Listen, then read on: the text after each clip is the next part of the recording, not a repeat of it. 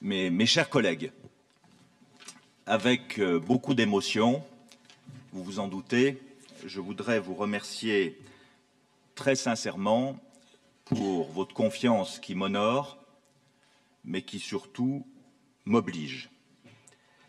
Mais c'est surtout la Savoie qui nous oblige. Nous avons la chance de siéger dans cette salle des délibérations où tant de décisions importantes ont été prises depuis 1860 et encore davantage depuis la décentralisation en 1982.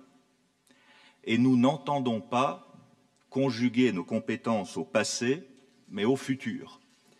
Car l'enjeu de ces prochains mois et de ces prochaines années est de maintenir ici, chez nous, nos centres de décision, notamment économiques, et de parachever le mouvement de rapprochement entre les deux départements savoyards pour constituer une véritable force de frappe Savoie-Mont-Blanc. Nous aurons l'occasion d'en reparler dans les prochaines semaines et les prochains mois. Notre Assemblée, mes chers collègues, comme l'a dit notre doyen d'âge, est profondément renouvelée et féminisée. C'est la conséquence du nouveau mode de scrutin, mais aussi de son renouvellement intégral pour la première fois de son histoire. Vous êtes ainsi aujourd'hui 22 à rejoindre pour la première fois l'Assemblée départementale. En mon nom, mais aussi au nom de vos collègues plus anciens, je vous souhaite la bienvenue dans cette maison, qui est celle de tous les Savoyards et qui est donc la vôtre. Et je voudrais saluer la présence de nombreux anciens conseillers généraux ou générales qui nous font l'amitié d'être avec nous aujourd'hui. Et à vous toutes et tous, sans exception, anciens et nouveaux, j'adresse d'abord mes félicitations pour votre élection dans vos cantons respectifs. Vous êtes les élus de votre canton, bien sûr, pour défendre ses projets et répondre aux attentes de la population, mais vous êtes aussi les élus de l'ensemble du département pour définir et mettre en œuvre des politiques départementales, et même bidépartementales, puisque nous siégeons tous à l'Assemblée des Pays de Savoie, qui réunit les élus des deux départements savoyards. Je tiens à ce moment à remercier pour leur travail antérieur les élus qui ont quitté nos rangs à l'occasion de ce renouvellement, ces départs et vos arrivées témoignant de la solidité et de la capacité de renouvellement de notre démocratie.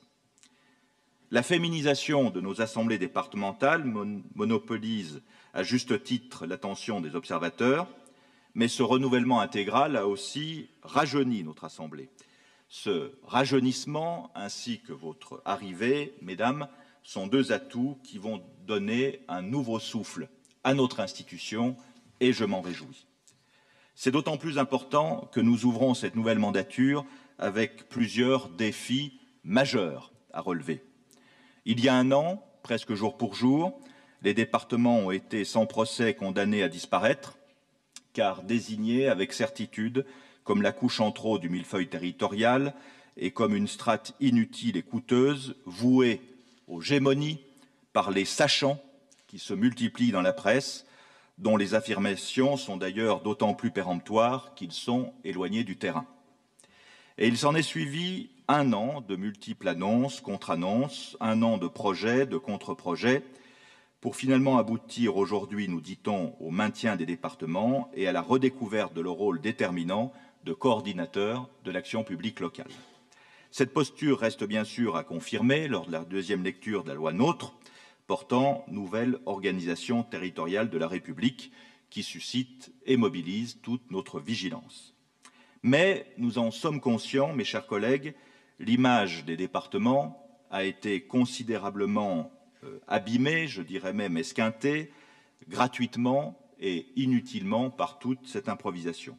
Or, nous mesurons, à contrario, tous les jours, à quel point notre collectivité reste attendue pour à la fois préparer l'avenir de la Savoie et assurer au quotidien le service public départemental de proximité. Notre principal enjeu de ce début de mandat réside donc dans notre capacité à dessiner une place nouvelle et entière à la collectivité départementale dans un paysage administratif français pressé par une exigence d'adaptation et de réforme. J'en ai la conviction, nous avons encore beaucoup à apporter à l'effort de modernisation, de simplification, d'efficience attendue et demandée par les citoyens à l'ensemble de la sphère publique. Les départements de l'ère moderne ont 33 ans et nous venons de vivre 3 décennies dont nous pouvons être fiers. Tant en Savoie, le Conseil général aura su insuffler un véritable élan au territoire et à celles et ceux qui y vivent. Mais 33 ans, c'est l'âge où se posent des choix déterminants. Fini le temps des expérimentations, des tâtonnements, de toutes les aventures ou de tous les engouements. Nous connaissons nos atouts, nos faiblesses aussi. Nous savons faire la part de ce qui est réaliste et nécessaire et de ce qui relève de l'illusoire et de l'accessoire. On sait où l'on va, on sait entendre les véritables besoins des citoyens et discerner quels sont les projets qui méritent tous nos efforts pour qu'ils soient menés à leur terme. Je me refuse donc à envisager que notre mandature soit celle des éteigneurs de réverbères, comme les aurait baptisés Saint-Exupéry.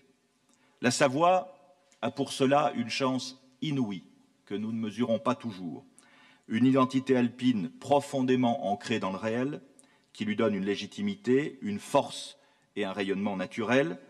Nous n'avons pas à faire la preuve de notre place et de notre utilité, nous avons au contraire à comprendre et saisir tous les enjeux de notre époque pour faire la démonstration de tout ce qui fait notre plus-value, à savoir notre capacité à nourrir des réflexions prospectives et à rassembler tous les acteurs autour de grands projets ambitieux pour l'avenir de la Savoie. Notre aptitude à s'adapter aux réalités et aux besoins des acteurs et des habitants dans le juste périmètre à la bonne échelle.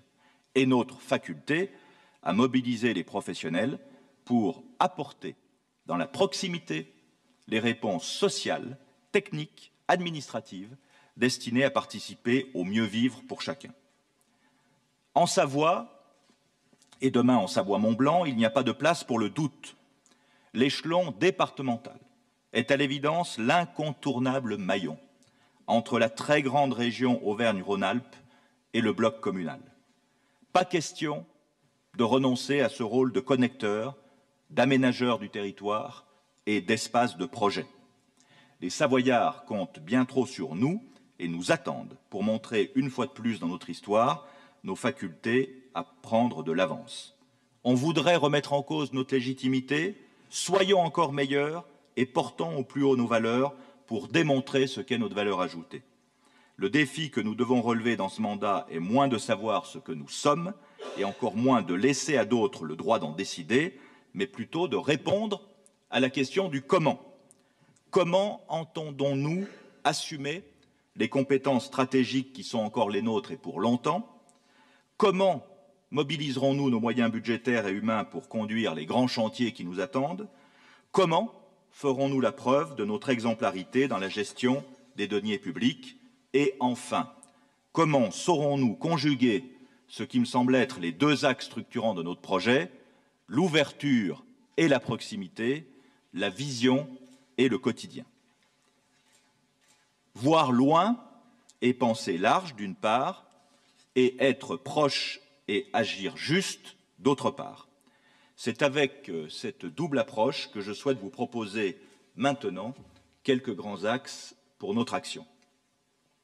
Voir loin et penser large, c'est en tout premier lieu rester engagé sur le développement économique qui est créateur d'emplois.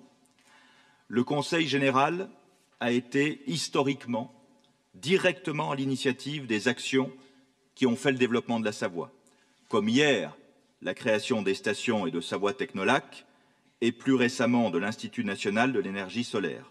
Et ce n'est pas de Lyon, et encore moins de Clermont-Ferrand, que de telles initiatives auraient été prises.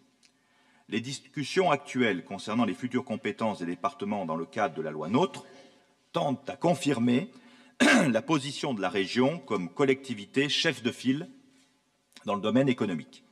Soit, mais ce ne sera en rien une nouveauté totale. Notre participation à l'élaboration du futur schéma régional de développement économique sera décisive quant à la reconnaissance des marqueurs économiques de la Savoie. Je souhaite donc que le conventionnement que nous devrions pouvoir à nouveau établir avec la région dans le domaine économique soit pleinement négocié et non pas imposé pour fonder nos futures interventions. Notre ambition, comme par exemple sur le volet universitaire du contrat de plan, ne peut se résumer à laisser faire, au risque, dans ce cas, de faire perdre à la Savoie son identité, les atouts qu'elle a développés depuis des années dans certains secteurs, et de remettre en cause les dynamiques en cours, qui sont, pour certaines, le fruit de l'intervention soutenue depuis de nombreuses années par notre collectivité. Parfaite illustration de notre rôle en matière de développement économique, nous savons tous combien l'accès au très haut débit est devenu un enjeu primordial, mais également un facteur de cohésion sociale. Et c'est bien à nous qu'échoit la responsabilité d'éviter la fracture numérique entre les territoires urbains couverts par les opérateurs privés et les territoires ruraux et de montagne actuellement délaissés. Nous avons, ces dernières années, paré au plus urgent en finançant un plan de raccordement des abonnés à la DSL, mais cet objectif est maintenant, évidemment, clairement insuffisant. Un très gros travail a donc été conduit par nos équipes ces 3 dernières années afin de concevoir un vaste projet de déploiement de la fibre optique jusqu'aux abonnés sur l'ensemble du département. Ce projet ambitieux, après de multiples réunions à Paris et ailleurs, est aujourd'hui techniquement prêt et sa mise en œuvre doit être un des grands projets de notre mandature. Europe, État, régions, départements et blocs communal, tous les acteurs publics doivent être mobilisés. L'État, la région et derrière la région, l'Europe ont d'ores et déjà donné très récemment un avis favorable pour soutenir financièrement le projet. Aussi, je prendrai l'initiative avant l'été d'une conférence avec l'ensemble des présidents d'intercommunalités de Savoie afin de finaliser le projet et d'organiser le financement de la part locale de ce réseau très haut débit. Enfin, dans une conjoncture qui leur est particulièrement défavorable, je connais les exigences légitimes du monde du bâtiment et des travaux publics vis-à-vis de l'exemplarité de la commande publique. Comme je m'y suis engagé, je prendrai rapidement avec le préfet l'initiative d'organiser des assises de cette commande afin de favoriser une meilleure compréhension entre les donneurs d'ordre et la profession. La coopération transfrontalière représente un autre domaine dans lequel je souhaite que nous prenions toute notre place. Par-delà les frontières qui les séparent, les pays de Savoie, la vallée d'Aoste, le Piémont et le Genevois cultivent une tradition historique de coopération qui implique depuis toujours autant les hommes que les territoires. La stratégie macro-régionale portée par les régions alpines est pertinente, mais devra trouver ses racines au cœur des territoires. Dans le nouveau contexte des programmes européens gérés par la grande région Auvergne-Rhône-Alpes, la Savoie comme la Haute-Savoie ont vocation à devenir les intermédiaires indispensables entre l'échelon régional, désormais dilaté, et les territoires de projet.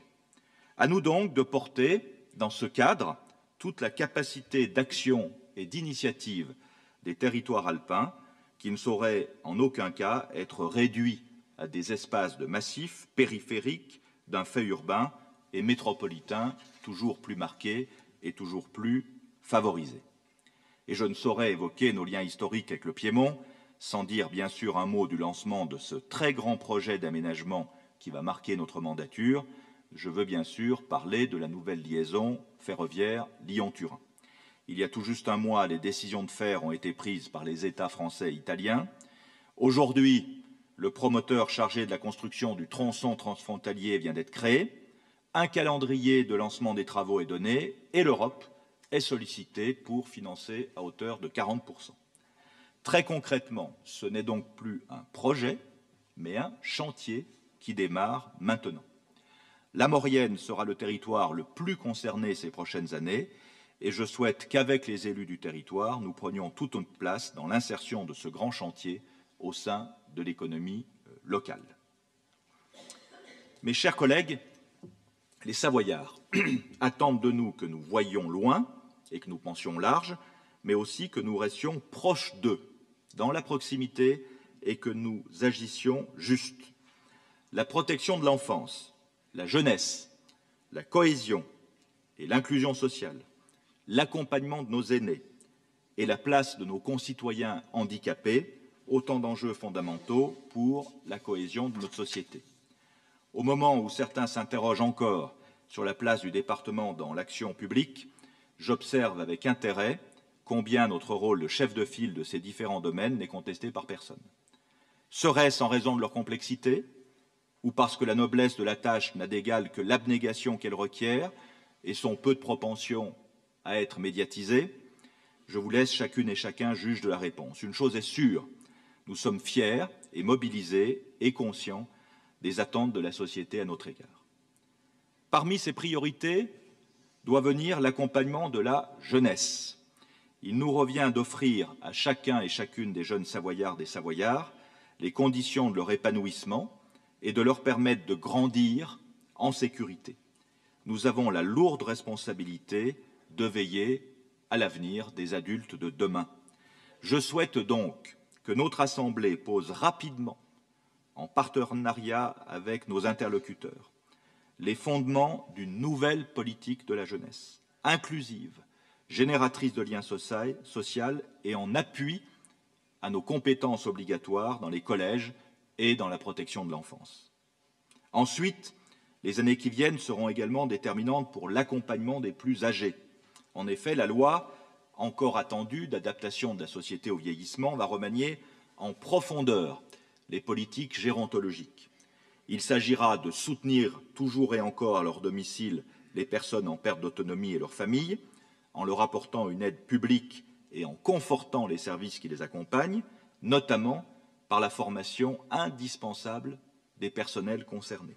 Au-delà, nous devons répondre au vieillissement de la Savoie en proposant des solutions nouvelles. Les générations qui arrivent à la retraite sont une ressource sur laquelle nous pouvons compter et nous avons la responsabilité de les mobiliser et de les accompagner. Enfin, les politiques sociales doivent s'adresser à tous les Savoyards, ceux qui vont bien comme ceux qui traversent des périodes difficiles. Nous devons renforcer le lien entre les générations et développer sur les territoires de véritables projets de lien social et de lutte contre l'isolement en lien avec les acteurs locaux. Nous avons, par le passé, montré l'intérêt d'avoir des volets accessibilité dans la plupart de nos politiques publiques, en particulier pour les personnes handicapées. Et nous savons que dans le domaine de l'accompagnement des personnes handicapées, nous avons encore beaucoup et mieux à faire avec l'ensemble de nos partenaires. Je vous propose donc de poursuivre dans cette voie et s'appuyer sur les Savoyards comme acteurs de la lutte contre l'exclusion. Enfin, si la cohésion est sociale, elle doit également être territoriale, avec la question de la fracture entre les ruraux et les urbains, entre la Savoie des plaines et celle des montagnes, et avec encore et toujours les enjeux du maintien de la présence des services publics en milieu rural et montagnard. La loi devrait à cet égard nous confier une nouvelle compétence, encore imprécise, qui serait d'être les garants de la solidarité territoriale. D'ores et déjà, le retrait des services de l'État et l'hypercentralisation frileuse des services régionaux fait de plus en plus reposer sur les départements et sur le bloc communal la lourde charge d'organiser et d'assurer le service public de proximité. Nous allons donc avoir probablement, mes chers collègues, la responsabilité nouvelle d'organiser les réseaux de partenaires de proximité, que ces partenaires soient des communes, des intercommunalités, des syndicats de pays, des établissements médico-sociaux, des associations ou encore des entreprises de services. Si tel devait bien être le cas, je souhaite que nous nous en saisissions sans réserve et sans tarder, en refondant en premier lieu avec volontarisme et ambition la galaxie de nos propres organismes partenaires, que l'on appelle les satellites, qui ont, au fil du temps, perdu de leur lisibilité et de leur visibilité. Enfin, dans un contexte durable d'argent public rare, mais également pour tenir compte des nouvelles attentes de nos concitoyens en matière de sobriété budgétaire publique, Le département et ses propres agents doivent être exemplaires. Nos 2400 agents, mes chers collègues, le savent ô combien. Dans les métiers très variés qu'ils exercent, je connais le formidable travail qu'ils réalisent au service des Savoyards, avec un sens du service public et de l'intérêt général inégalé. Et je veux leur dire ma confiance pour nous proposer, à nous élus, des solutions qui permettront de maintenir un service public de qualité dans un contexte budgétaire contraint. Il faudra à l'avenir continuer à optimiser, à simplifier, à moderniser les pratiques professionnelles afin que les agents aient davantage de temps à consacrer à leur cœur de mission. Mes chers collègues, notre Assemblée départementale n'est pas seulement le lieu où se décident les politiques dont le département a la charge. C'est aussi en quelque sorte le Parlement de Savoie, où résonne l'actualité du département dans tous les domaines. Et c'est à ce titre que je voudrais, sans être exhaustif, évoquer 3 dossiers d'actualité. Le premier est l'avenir de notre industrie à Notre-Dame de Briançon, avec l'annonce de la fermeture de GrafTech et de la cession de Carbone Savoie, actuellement propriété du groupe Rio Tinto Alcan. Après être allé sur place ces dernières semaines, au contact des ouvriers, des organisations syndicales et des élus, comme l'étaient encore hier Jocelyne Abondance et Vincent Rolland, j'ai saisi le ministre en charge de l'Industrie, M. Macron, de la nécessité d'organiser le plus rapidement possible une table ronde. Nous ne pouvons pas accepter que GrafTech ferme en juillet, comme cela a été annoncé, cette unité de production qui a un carnet de commandes plein pour les années qui viennent, et que les machines soient déménagées vers un site de production italien. Nous serons tous solidaires pour empêcher cette casse inacceptable. S'agissant de Carbone Savoie, comme l'État et le gouvernement de l'époque a su y inciter pour l'usine d'aluminium de Saint-Jean-de-Maurienne, dont les problèmes ont souvent été évoqués dans cette enceinte, il faut, comme à Saint-Jean, trouver un repreneur pour un projet global, incluant d'ailleurs, si possible, l'unité de production de GrafTech, qui n'a été séparée de Carbone Savoie qu'il y a moins de 10 ans. A contrario, le second dossier a trait au projet industriel porté par l'emprise Gate France à Saint-Rémy-de-Maurienne. Ce projet, porteur d'espoir dans un secteur durement touché les années passées, est emblématique des synergies possibles entre un industriel et les collectivités. Nous aurons rapidement l'occasion d'en reparler. De même, nous serons attentifs à ce que des contraintes administratives excessives ne viennent pas compromettre les projets de développement de l'entreprise Filtech à Modane. Le troisième et dernier dossier concerne le service public hospitalier, et notamment l'avenir de l'hôpital de Moutier, qui, chacun le sait, dépend exclusivement des décisions du gouvernement et évidemment pas du conseil départemental. Je ne vais pas revenir sur tout l'historique de l'organisation hospitalière à Albertville et en Tarentaise. Il y a moins de 10 ans, toutes les composantes de la communauté hospitalière, y compris les organisations syndicales, avaient accepté la proposition de l'État de construire un nouvel hôpital avec une offre médicale renforcée à la bâtie. Ce projet novateur n'a pas été confirmé par le nouveau gouvernement et d'ailleurs a été abandonné avec une rare désinvolture dans le procédé et le peu de considération de tous les partenaires en novembre 2012.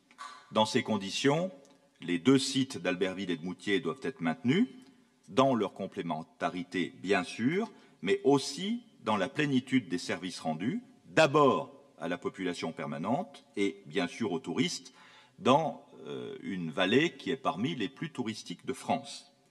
La décision du gouvernement est de fermer la chirurgie à Moutier et son projet de faire de même avec les urgences. Or, nous savons que des solutions alternatives existent. J'ai demandé de longue date, et je ne suis pas le seul, nous sommes nombreux dans cette enceinte à avoir demandé de longue date, à ce qu'une délégation d'élus, du personnel et du collectif pour l'hôpital de Moutier soit reçue par Madame la ministre de la Santé, pour l'instant sans succès, mais nous persévérerons, car une décision aussi lourde ne peut pas être prise sur une base aussi légère. Mes chers collègues, je voudrais faire une dernière remarque. Nous affrontons tous ensemble une crise de la représentation démocratique sans précédent, avec une abstention de près de la moitié du corps électoral, qui a pu d'ailleurs culminer aux 3/4 dans certaines communes, ainsi qu'un nombre très élevé de votes blancs et nuls. Beaucoup de nos compatriotes votent pour des formations extrêmes, certes disparates, mais qui se rejoignent dans le refus du système politique, économique et social. Soyons lucides. Au risque de choquer, je voudrais dire que nous ne représentons qu'une minorité de la population, c'est-à-dire la majorité de la moitié qui s'exprime dans les urnes. Quand nous parcourons nos communes et nos quartiers, nous ne sommes élus que par un citoyen sur 3 ou 4 parmi celles et ceux que nous croisons. Et pourtant, si nous sommes ici, ce n'est pas par hasard. C'est parce que nous avons le sens de l'intérêt général et le souci de répondre aux attentes de nos compatriotes. Nous devons être encore davantage sur le terrain, en permanence, ce qui suppose que nous nous organisions mieux, que nous supprimions des réunions inutiles et que nous délibérions de façon plus efficace. Je vous ferai, dans les prochaines semaines, des propositions concrètes en ce sens.